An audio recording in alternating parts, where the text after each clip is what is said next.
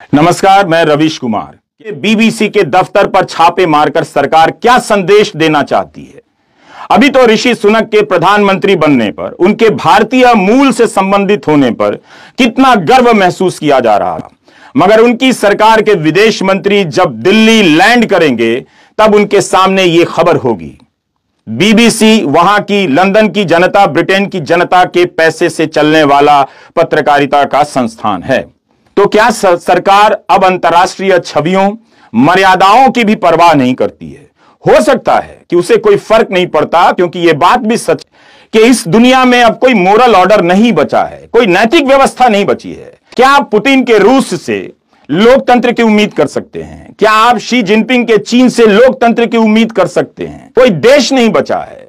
America में भी जो वहां के बड़े बड़े मीडिया संस्थान हैं, उनकी हरकतों पर भी सवाल उठ रहे हैं, मगर वहां इतना तो बचा हुआ है कि अब भी वहां के पत्रकारिता संस्थान स्वतंत्र रूप से भी, जो छोटे बड़े संस्थान हैं, सरकार को लगातार घेर रहे हैं और सवाल कर रहे हैं। जब बीबीसी की डॉक्यूमेंट्री आई तो सरकार ने एक फैसला किया, कहा कि यूट्यूब और ट्विटर से इसके लिंक हटाने होंगे।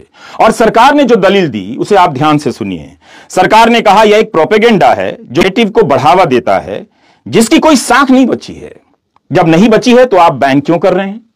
जब उसका कोई महत्व नहीं बचा है इस नैरेटिव का, गुजरात दंगों को लेकर नरेंद्र मोदी पर सवाल उठाने वालों की अगर साख नहीं बची है, तो उस डॉक्यूमेंट्री से इतना खतरा कैसे हो सकता है? और देखिए सरकार कहती है क्या कि यह डॉक्यूमेंट्री भारत की संप्रभुता और अखंडता को नीचा दिखाती है, कमतर बताती है। क्या नरेंद्र मोदी से सवाल करना भारत की संप्रभुता से छेड़छाड़ करना हो गया? एक डॉक्यूमेंट्री की इतनी औकात हो गई कि वो भारत की संप्रभुता को नीचा दिखाती है?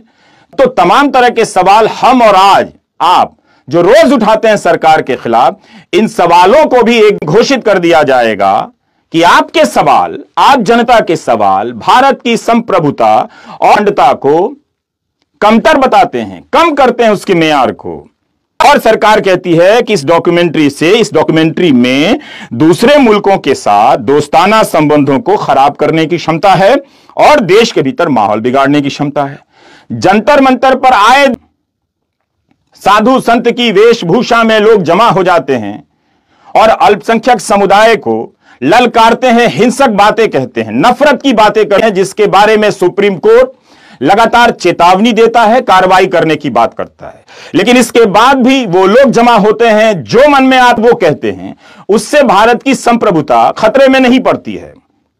नमस्कार, मैं रवीश कुमार।